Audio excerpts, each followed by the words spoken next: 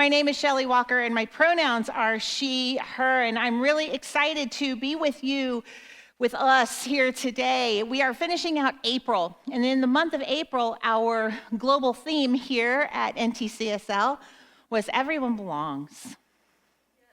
Everyone belongs. Reverend Shannon said it in our introduction, but what on earth does that mean? Today, we're going to talk about spaces of belonging. Spaces of belonging.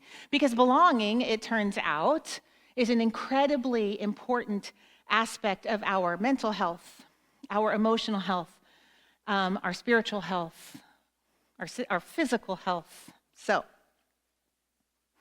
once upon a time, many thousands of years ago, you were in the wilderness, cold, hungry, possibly in danger, when you saw a fire up ahead in the distance. As you kind of creeped towards the fire, curious and seeking warmth, you weren't quite sure what would happen, but you were cold and you were hungry. And you noticed that sitting around that fire was a group of humans. You hesitated to make yourself known, not knowing if they would open that circle and welcome you in, or if they would close that circle and drive you out. But your need outweighed your fear, and you approached. You anxiously scanned their faces for signs of danger, but you found curiosity instead. To your relief, they made a space for you at their fire. You shared with them the seeds that you had gathered that day. They shared with you their water, and they made a place for you to rest. You slept in the safety of their circle, and you decided to stay with that group, helping them and being helped in return. And this cycle of give and take became your clan, your tribe, your family. This is the story that your amygdala, what some call your reptilian brain, this is the story that your brain tells you about belonging. Belonging means safety from a perceived threat. Safety from a perceived threat. And this perception of safety is hardwired into our most basic brain structures. And of course, as you know, sometimes the story didn't turn out quite so well, did it? Sometimes you approached the circle looking for belonging, and you experienced something else entirely. Rejection. So that makes this approach feel vulnerable, doesn't it? Because it is. And there are certain parts of your brain that can't tell the difference between physical safety and emotional safety, so those parts of your brain feel even more vulnerable. So what do we do with all of this? What do we do with it? Neuroscience and social science show us that belonging is an irreducible need. Irreducible need. It can't be reduced. It is what it is. In order to be physically, emotionally, and socially safe, we need to experience belonging. Do you remember high school? We're only going to stay here for a minute. But it's such a great example because we've all been through it, right? Perhaps like me, you struggled to find your place and to feel safe. Perhaps like me, you had experiences in your family of origin that taught you that you weren't safe to be yourself, and so you didn't know who to be. Perhaps like me, you were put down or punished if you stepped over some imaginary line that somebody else drew for your life, and you didn't ever really understand where those lines were. Perhaps, like me, you were surrounded by wonderful humans. Smart, loving, kind humans, and yet you never felt comfortable in your own skin. Perhaps like me, you always kind of secretly wondered if you were good enough. All of this is about belonging. And in this search for belonging, we often miss the mark because belonging, come to find out, isn't something that happens out here. It's something that happens in here. And like all things that happen in here, we can use our spiritual tools to help us in the work. So what do I mean by that? I turned to the expert. According to Brené Brown, true belonging is the spiritual practice of believing in and belonging to yourself so deeply that you can share your most authentic self with the world and find sacredness in both being a part of something and in standing alone in the wilderness. She says true belonging doesn't require you to change who you are. It requires you to be who you are. You'll find this quote in her book, Atlas of the Heart. Reverend Shannon and I did a series on that book a year or so ago. It's a wonderful, wonderful book. But there's so much to unpack here in this quote. She said, belonging to yourself so deeply that you can share your most authentic self with the world. Well, I don't know about you, but for me, that hasn't always felt safe or smart or acceptable. I want you to consider for just a minute that word authentic. Your most authentic self. It's the part of you that is beyond your history, beyond your story, beyond your faults, and beyond your habits. All of these things might inform who you are, but they are not the truth of who you are. Your authentic self is born of starshine and grace. Your authentic self is made up of divine substance and love itself. And once we really start to understand that, we start to belong to ourselves. And once we belong to ourselves, once we can genuinely look at ourselves and look at our lives and know our inherent enoughness, then we can walk out into the world and decide with conscious choice, with wisdom and with love, we decide what spaces we choose to seek belonging in. First, we learn to belong to ourselves. Then we seek belonging with others. So I think it's really important for us to take just a couple of minutes and talk about that authentic self. I took the word self and I broke it down, S-E-L-F, okay? The S is for safety.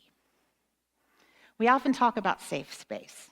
And for many of us, this is a safe space. It's a safe space for us to show up. It's a safe space for us to do our healing work in. It's a safe space for us to grow in, to learn.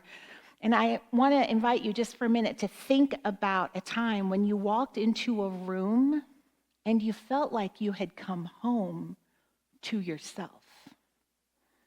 For many of us, that happened the first time we walked through the doors here. For some of us, it might have happened the first time you flipped over to our YouTube channel and you heard Reverend Shannon say, "You are loved." And something deep within you resonated with the truth and the authenticity of that safety that was offered. Safety is the first requirement of belonging. Safety leads to vulnerability. Safety is the foundation of all that we do together. And there's a difference between safety and comfort, although you might have a hard time convincing certain parts of yourself. It takes a certain amount of spiritual maturity and discernment to recognize I can be uncomfortable and be safe at the same time. Safe spaces are growth-oriented. Safe spaces are healing-oriented. And growth and healing aren't always comfortable. They're rarely comfortable. So safety isn't comfort. So what is it? The actual definition of safety, I looked it up on Wednesday, and it surprised me, so I'm going to share it with you. The definition of safety is having an acceptable level of risk. Having an acceptable level of risk is what is safe. And you get to decide what that looks like for you. Listen, some of y'all like to climb way up in trees and then tie yourselves to a tiny wire and slide down that wire across other trees and land on a teeny tiny platform. Y'all crazy. I am terrified of heights. That is not an acceptable level of risk for me. Zip lining, not for Shelley Walker. Not an acceptable level of risk for me. You know what? Some of y'all could not be convinced to get up here and tell stories on yourself about all the times you've fallen down and how this community has helped you to remember the truth of who you are. But that's an acceptable level of risk for me. I feel safe in that. You see, so each of us gets to determine what that acceptable level of risk is for us. Putting comfort aside, recognizing that in our growth-oriented brains, comfort is not the goal, right?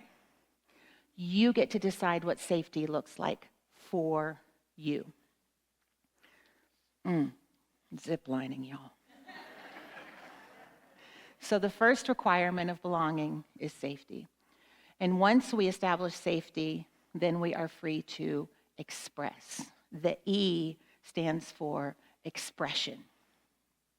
That authentic self that we were talking about earlier, when we feel safe, we are free to express ourselves. And when we truly belong to ourselves, our expression is life affirming because we are no longer speaking from fear, we're speaking from love. We're no longer speaking from our history, we're speaking from the truth of who we are. Our expression is life affirming because it is the divine spark of life within us that is seeking expression through us. So safety leads to expression, and expression leads to loving kindness.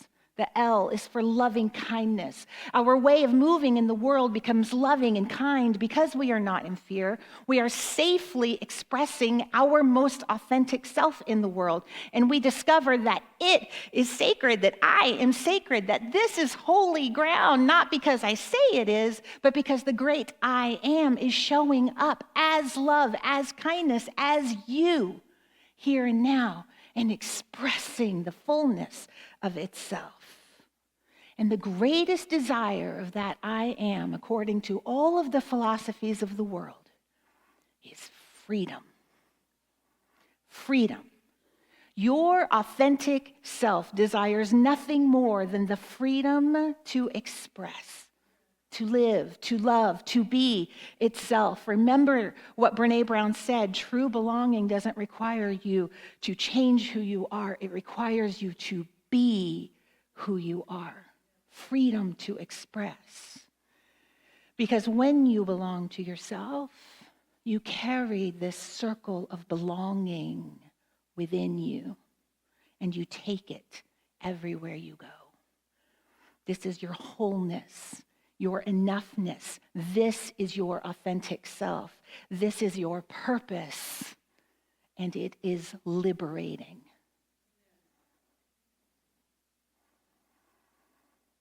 So, belonging is the spiritual practice of believing in and belonging to yourself.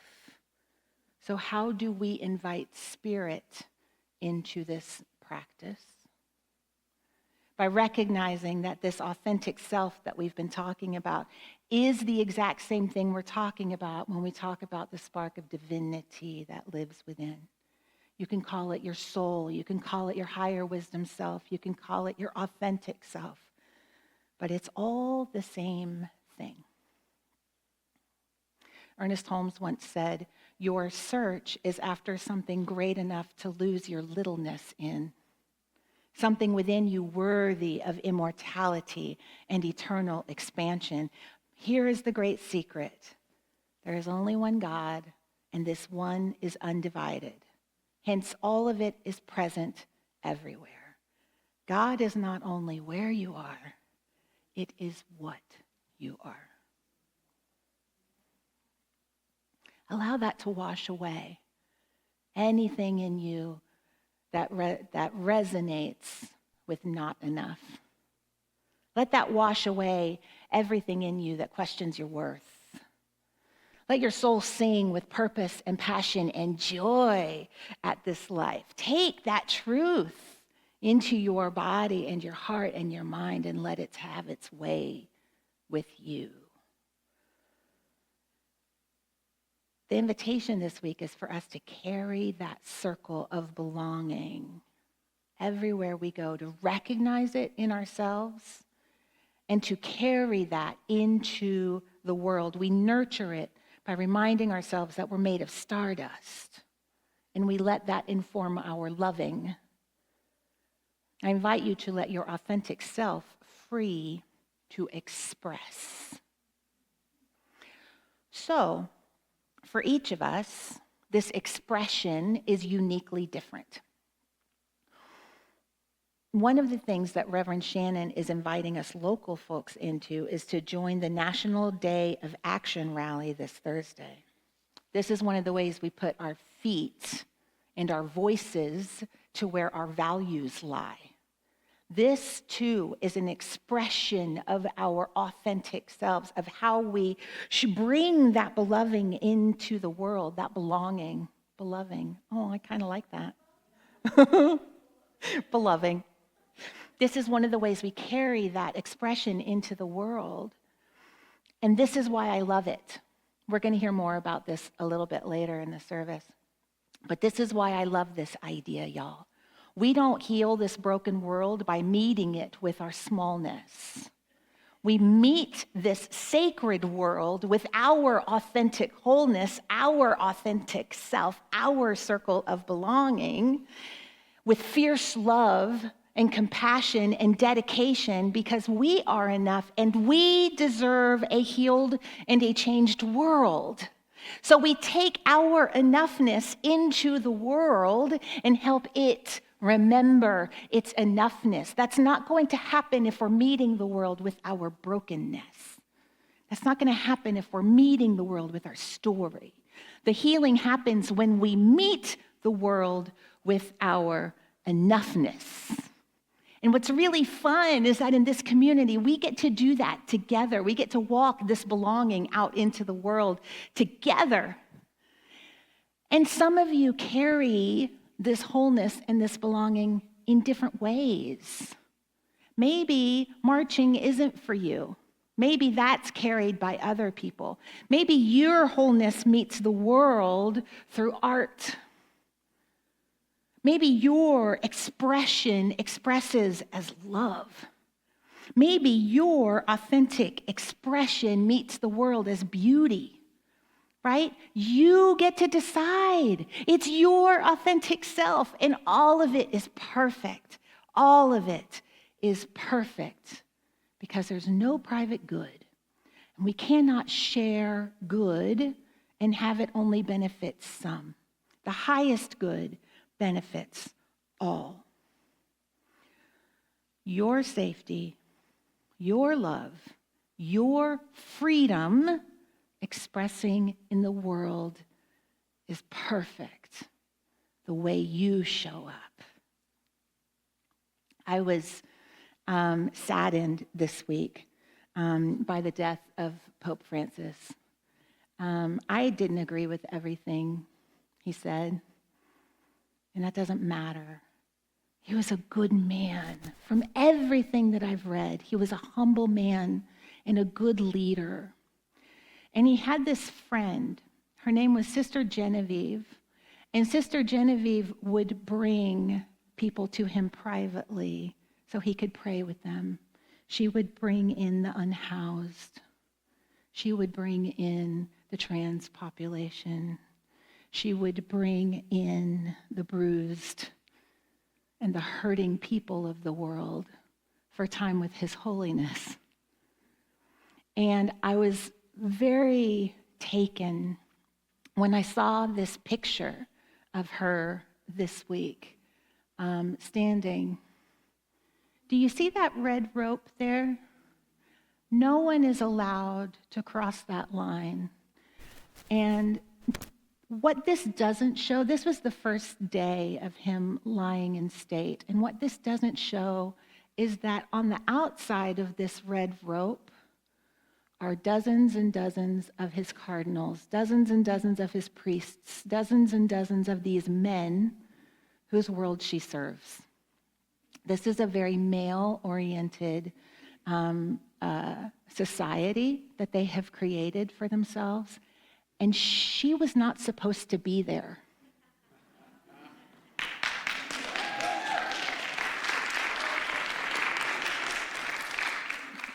But this was her friend. And I read a transcript of an interview. It was done in Spanish, and so I had to translate it.